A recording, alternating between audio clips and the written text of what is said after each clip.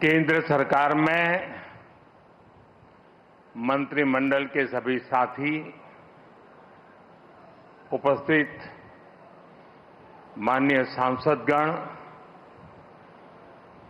सरकार के सभी कर्मचारी, अन्य महानुभाव, देवी और सज्जनों, क्रांति का महीना अगस्त और 15 अगस्त से पहले ये ऐतिहासिक अवसर हम एक के बाद एक आधुनिक भारत के निर्माण से जुड़ी उपलब्धियों के साक्षी बन रहे हैं। यहां राजधानी दिल्ली में ही कर्तव्य पथ, देश का नया संसद भवन,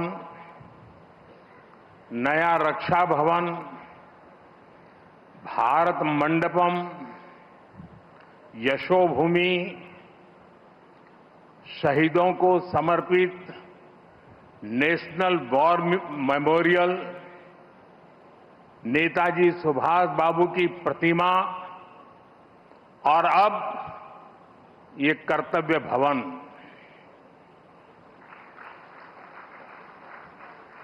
ये केवल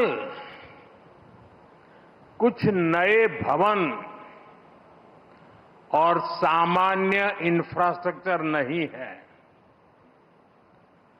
अमृत काल में इन्हीं भवनों में विकसित भारत की नीतियां बनेगी, विकसित भारत के लिए महत्वपूर्ण निर्णय होंगे। आने वाले दशकों में यहीं से राष्ट्र की दिशा तय होगी। मैं आप सभी को और सभी देशवासियों को कर्तव्य भवन की बहुत बहुत बधाई देता हूं। मैं इसके निर्माण से जुड़े सभी इंजीनियर्स और सभी श्रमिक साथियों का भी आज इस मंच से धन्यवाद करता हूं।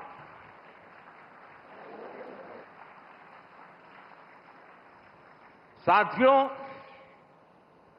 हमने इस इमारत को बहुत मंथन के बाद कर्तव्य भवन नाम दिया है।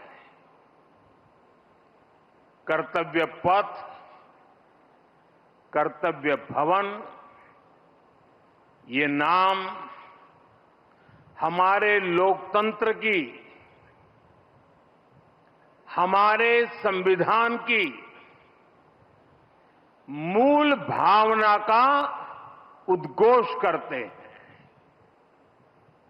गीता में भगवान श्री कृष्ण ने कहा है, न मे पार्थ अस्ति कर्तव्यम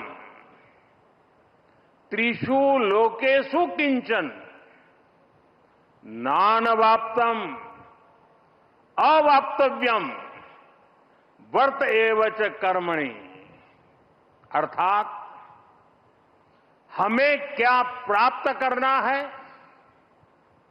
क्या प्राप्त नहीं करना है, इस सोच से ऊपर उठकर हमें कर्तव्य भाव से कर्म करना चाहिए।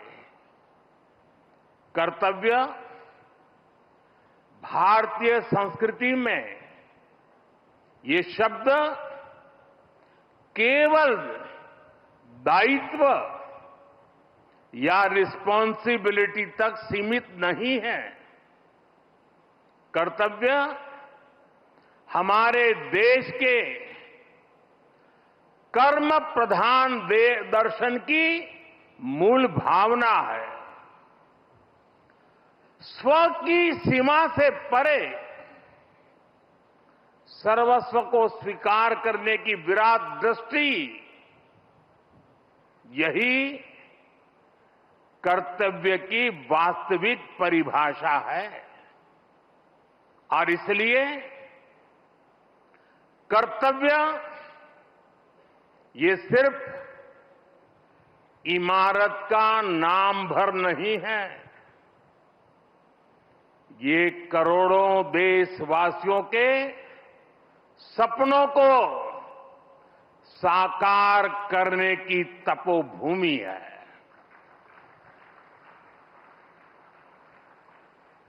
कर्तव्य ही आरंभ है, कर्तव्य ही प्रारब्ध है। करुणा और कर्मठता के स्नेह सूत्र में बंधा कर्म, वही तो है कर्तव्य। सपनों का साथ है कर्तव्य, संकल्पों की आस है कर्तव्य, परिश्रम की पराकाष्ठा है कर्तव्य, हर जीवन में ज्योत जला दे वो इच्छा शक्ति है कर्तव्य। करोड़ों देशवासियों के अधिकारों की रक्षा का आधार है कर्तव्य। मां भारती की प्राण ऊर्जा का ध्वजवाहक है कर्तव्य।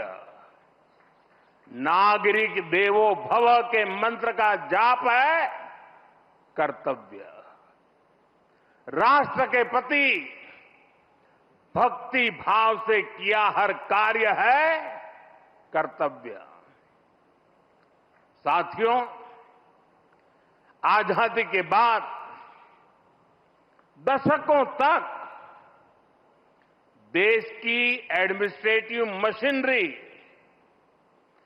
उन बिल्डिंगों से चलाई जाती रही है जो ब्रिटिश शासनकाल में बनी थी। आप भी जानते हैं, दशकों पहले बने इन प्रशासनिक भवनों में वर्किंग कंडीशन कितनी खराब थी। और अभी वीडियो में कुछ झलक भी देखी हमने। यहां काम करने वालों के लिए न पर्याप्त स्पेस है, न रोशनी है, न जरूरी वेंटिलेशन है।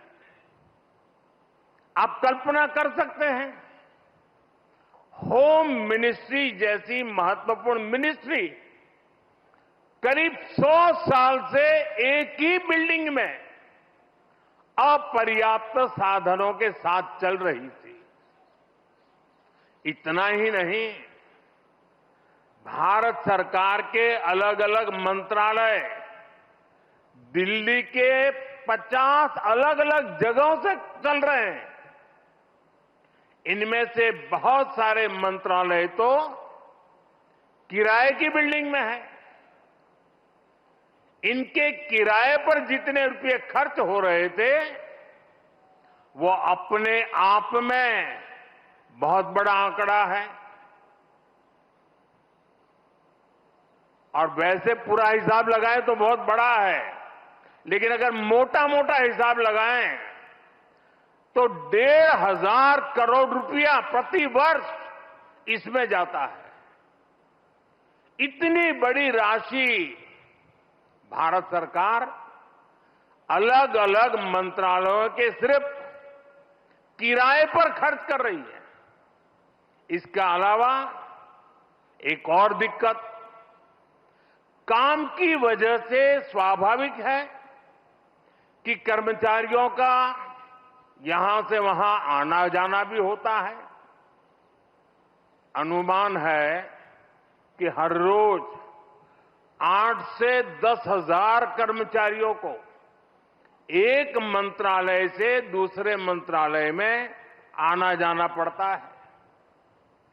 अब इसमें भी सैकड़ों गाड़ियों का मूवमेंट होता है, खर्च होता है, सड़कों पर ट्रैफिक बढ़ता है, कितना समय खराब होता है। और इन सब से काम में भी इनएफिशिएंसी के सिवाय कुछ नहीं रहता है। साथियों, 21वीं सदी के भारत को 21वीं सदी की आधुनिक व्यवस्थाएं चाहिए, इमारतें भी चाहिए।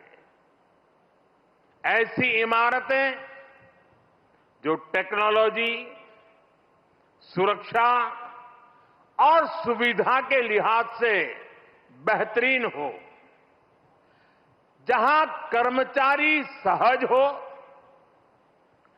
फैसले तेज हो और सेवाएं सुगम हो। इसलिए कर्तव्य पथ के आसपास एक होलिस्टिक विजन के साथ कर्तव्य भवन जैसी विशाल इमारतों का निर्माण किया जा रहा है। ये तो पहला कर्तव्य भवन पूरा हुआ है। अभी कई कर्तव्य भवनों का निर्माण तेजी से चल रहा है। ये ऑफिसेस जब आसपास शिफ्ट होंगे, नजदीक हो जाएगी, तो इससे कर्मचारियों को सही वर्क एनवायरनमेंट मिलेगा, जरूरी सुविधाएं मिलेगी, उनका टोटल वर्क आउटपुट भी बढ़ेगा और सरकार जो 1,500 करोड़ रुपए किराए पर खर्च कर रही है वो भी बचेगा। साथियों, कर्तव्य भवन की ये भव्य बिल्डिंग, ये सभी प्रोजेक्ट्स, नए डिफेंस कॉम्प्लेक्स, देश के तमाम बड़े इंफ्रास्ट्रक्चर प्रोजेक्ट्स, ये देश को पेश का सबूत तो है ही, ये भारत के वैश्विक विजन का प्रतिबिंब भी है। हम दुनिया को जो विजन दे रहे हैं, भारत खुद उन्हें किस तरह अंगीकार कर रहा है, ये हमारे इंफ्रास्ट्रक्चर डेवलपमेंट में दिखाई दे रहा है। हमने दुनिया को मिशन लाइफ दिया, हमने वन अर्थ, वन सन, वन ग्रिड का आइडिया विश्व के सामने रखा। ये वो विजन है जिनसे मानवता के भविष्य की उम्मीद जुड़ी है। आज आप देख सकते हैं, कर्तव्य भवन जैसे हमारे आधुनिक इंफ्रास्ट्रक्चर, ये ऐसे इंफ्रास्ट्रक्चर हैं जिनकी आत्मा प्रो पीपल है और इनका स्ट्रक्चर प्रो प्लेनेट है। कर्तव्य भवन में भी रूफटॉप पर सोलर पैनल्स लगाए गए हैं। वेस्ट मैनेजमेंट के लिए एडवांस सिस्टम को इसमें इंटीग्रेट किया गया है। ग्रीन बिल्डिंग्स का विजन अब भारत में विस्तार ले रहा है। साथियों, हमारी सरकार एक होलिस्टिक विजन के साथ भारत के नवनिर्माण में जुटी है। देश का कोई भी हिस्सा आज विकास की धारा से अछूता नहीं है। अगर दिल्ली में संसद की नई इमारत बनी है तो देश में 30,000 से ज्यादा पंचायत भवन भी बने हैं। आज यहां एक और कर्तव्य भवन जैसी बिल्डिंग बन रही है तो साथ ही गरीबों के लिए 4 करोड़ से ज्यादा पक्के घर भी बनाए गए हैं। यहां नेशनल वॉर मेमोरियल बना है, पुलिस मेमोरियल बना है, तो देश में 300 से ज्यादा नए मेडिकल कॉलेज भी बनाए गए। यहां भारत मंडपम बना है तो देश में 1300 से ज्यादा नए अमृत भारत रेलवे स्टेशन भी बनाए जा रहे हैं। यहां बने यशोभूमि की भव्यता पिछले 11 साल में बने करीब 90 नए एयरपोर्ट में भी नजर आती है। साथियों, महात्मा गांधी कहते थे, अधिकार और कर्तव्य एक दूसरे से जुड़े हुए हैं। कर्तव्य के पालन से ही हमारे अधिकारों को बल मिलता है। हम नागरिक से कर्तव्य की अपेक्षा रखते हैं, लेकिन सरकार के तौर पर हमारे लिए भी कर्तव्य सर्वोपरि है। और जब कोई सरकार अपने कर्तव्यों को गंभीरता से पूरा करती है तो वो गवर्नेंस में भी नजर आता है। आप सभी जानते हैं, पिछला एक दशक देश में गुड गवर्नेंस का दशक रहा है। गुड गवर्नेंस और विकास की धारा रिफॉर्म्स की गंगोत्री से ही निकलती है। रिफॉर्म्स एक कंसिस्टेंट और टाइम बाउंड प्रोसेस है। इसलिए देश ने लगातार बड़े रिफॉर्म्स किए हैं।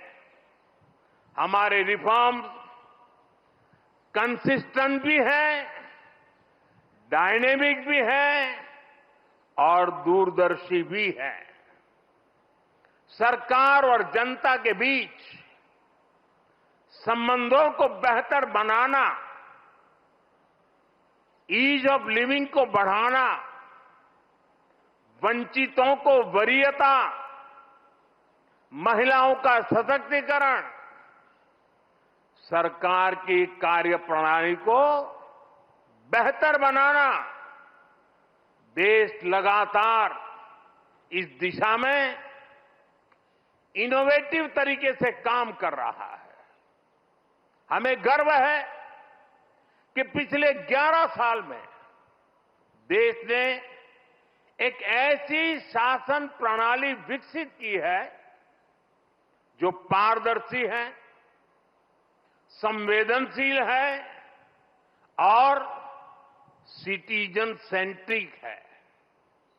साथियों, मैं दुनिया के जिस भी देश में जाता हूं, वहां जनधन, आधार और मोबाइल जेम ट्रिनिटी की बहुत चर्चा होती है।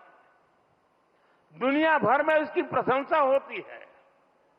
इसने भारत में सरकारी योजनाओं की डिलीवरी को ट्रांसपेरेंट और लीकेज फ्री बना दिया है। आज कोई भी ये जानकर हैरान रह जाता है कि देश में राशन कार्ड हो, गैस सब्सिडी पाने वाले हो, स्कॉलरशिप हो, ऐसी अलग अलग योजनाओं के करीब 10 करोड़ लाभार्थी ऐसे थे। ये आंकड़ा सुनकर के चौंक जाओगे। 10 करोड़ लाभार्थी ऐसे थे जिनका कभी जन्म ही नहीं हुआ था। इनके नाम पर पहले की सरकारें पैसे भेज रही थी और वो पैसा इन फर्जी लाभार्थियों के नाम पर बिचौलियों के खाते में जा रहा था। इस सरकार में इन सभी 10 करोड़ फर्जी नामों को हटा दिया गया है और अभी ताजा आंकड़ा है कि इससे देश के 4,30,000 करोड़ रुपए से ज्यादा 4,30,000 करोड़ रुपए से ज्यादा ये पैसे गलत हाथों में जाने से बचे हैं। आप कल्पना करिए, 4,30,000 करोड़ रुपए की चोरी। अब ये पैसा देश के विकास में काम आ रहा है।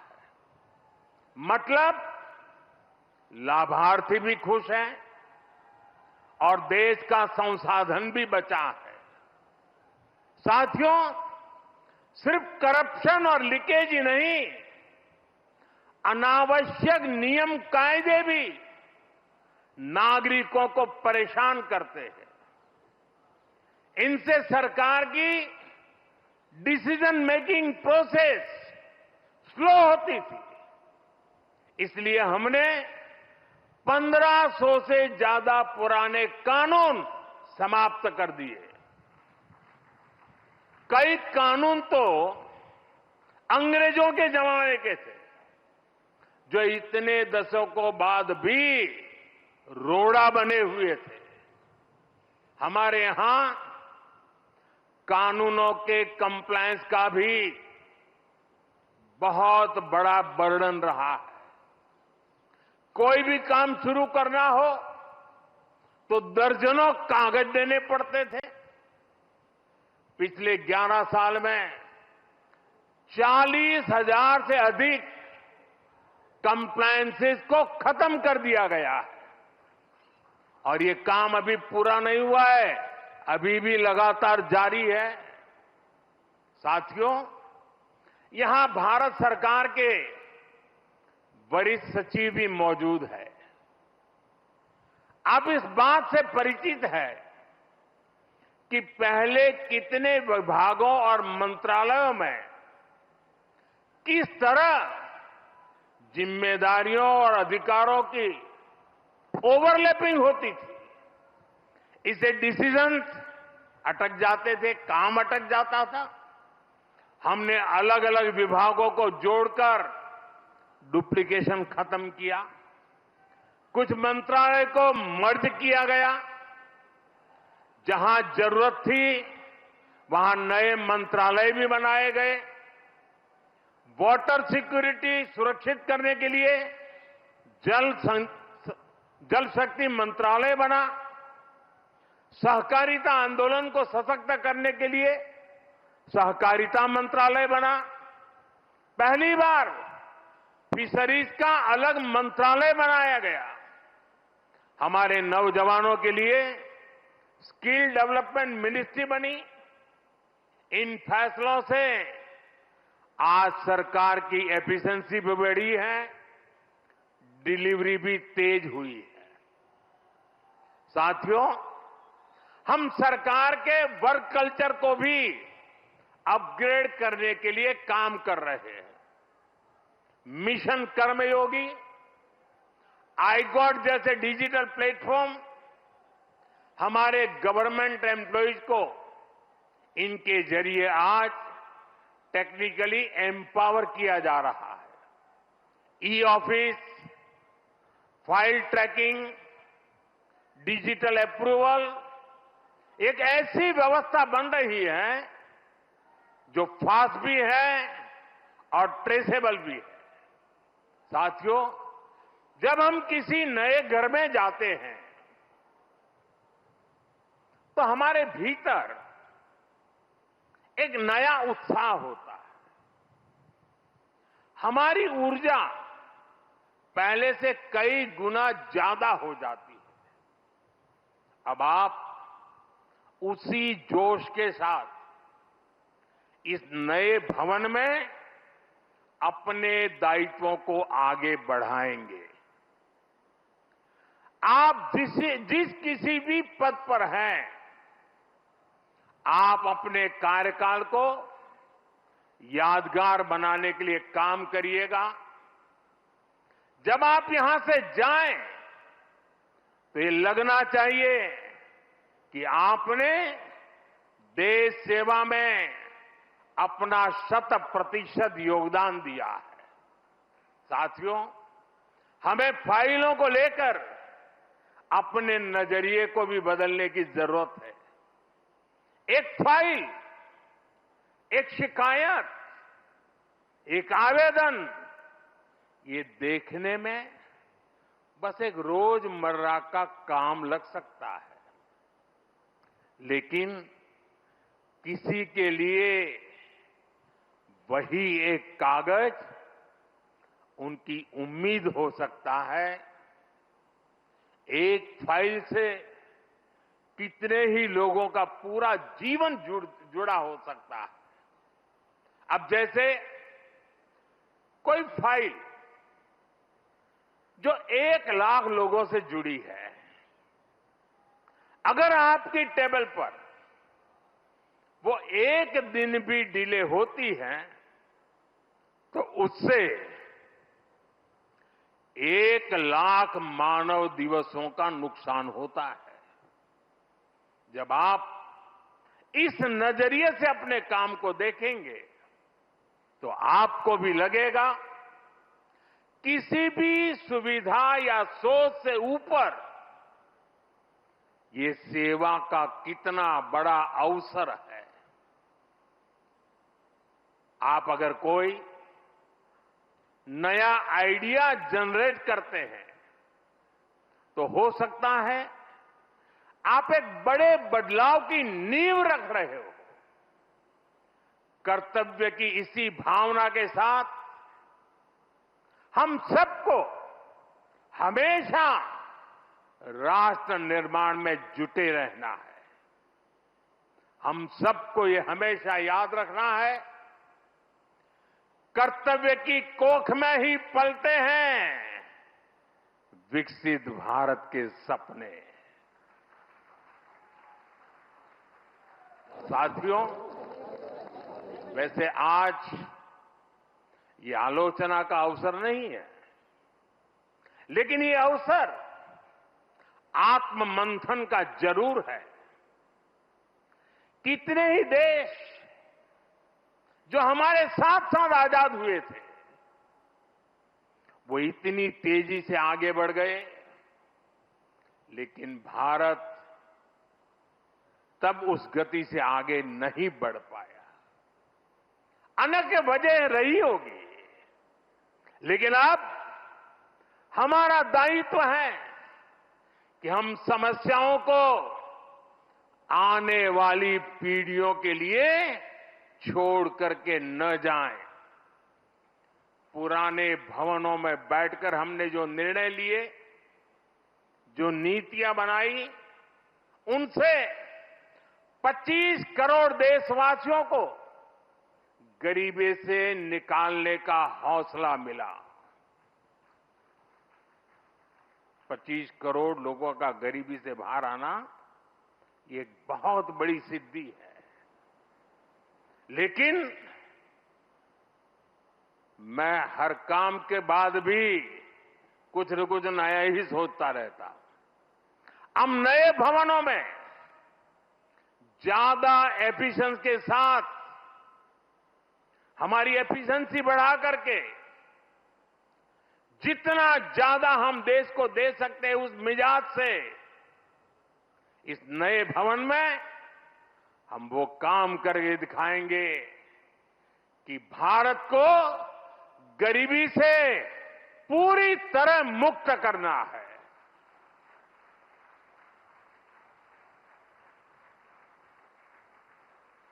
इन्हीं भवनों से विकसित भारत का सपना साकार होगा। ये लक्ष्य हम सबके प्रयासों से ही पूरा होगा।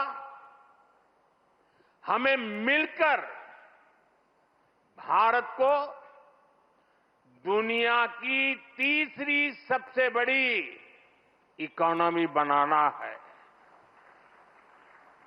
हमें मिलकर मेक इन इंडिया और आत्मनिर्भर भारत की सक्सेस स्टोरी लिखनी है।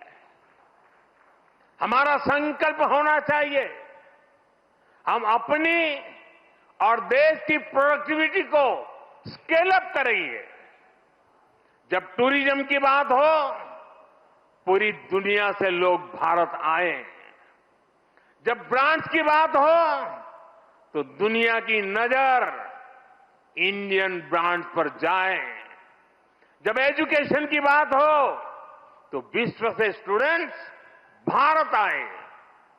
हम भारत की ताकत को बढ़ाने के लिए क्या कुछ कर सकते हैं, ये भी हमारे जीवन का ध्येय होना चाहिए। साथियों, जब सफल राष्ट्र आगे बढ़ते हैं, तो अपनी सकारात्मक विरासत को त्यागते नहीं हैं, वो उसे संरक्षित करते हैं।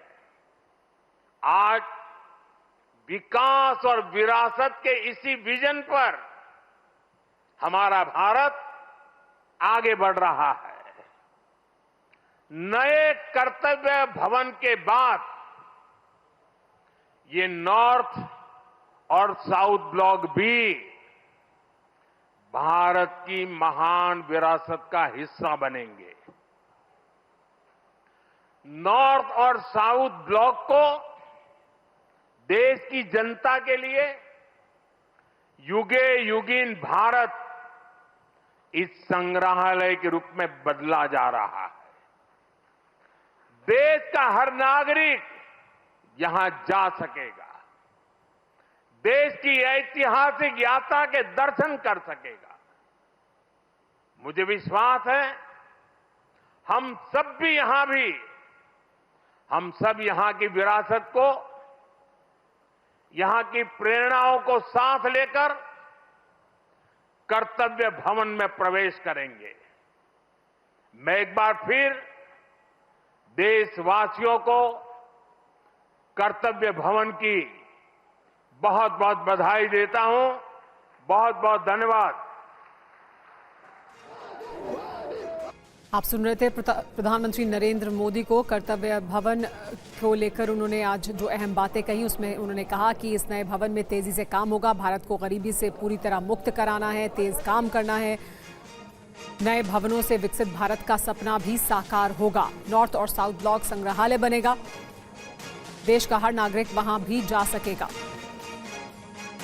तो प्रधानमंत्री नरेंद्र मोदी ने इस खास मौके पर देश की जनता विरासत को देख पाएगी, तब जबकि नॉर्थ और साउथ ब्लॉक का संग्रहालय बनेगा, वहां जनता जा पाएगी। लेकिन प्रधानमंत्री नरेंद्र मोदी ने अपने इस संबोधन के दौरान कई अहम बातें कही, जिसमें उन्होंने कहा कि दरअसल भारत जिस तेजी से विकास कर रहा है, उसके लिए इस तरह के भवनों की जरूरत है जहां पर तेजी से काम हो सके, जहां पर बेहतर सुविधाएं मुहैया हो उन लोगों को जो वहां काम करते हैं।